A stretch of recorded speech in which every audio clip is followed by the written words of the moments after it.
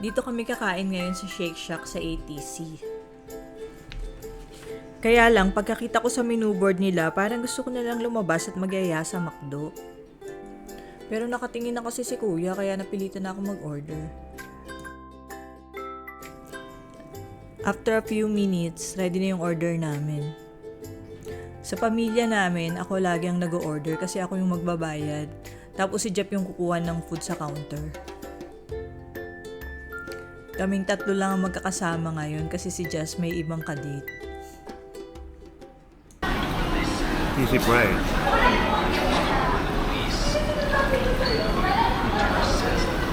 Ano? Sarap? Okay lang. Walang alat, walang asin.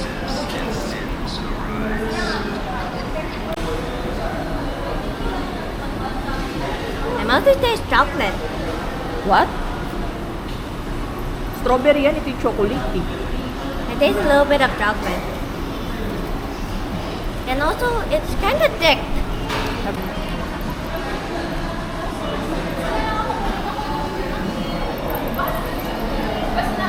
Yummy. Iced tea and lemon yata. Ano to? Ice and lemonade. Lemonade doon. Sana yung night? Yeah. Acid.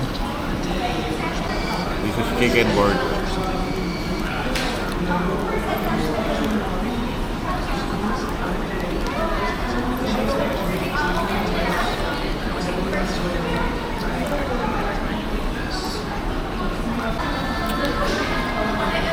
Parang gulay.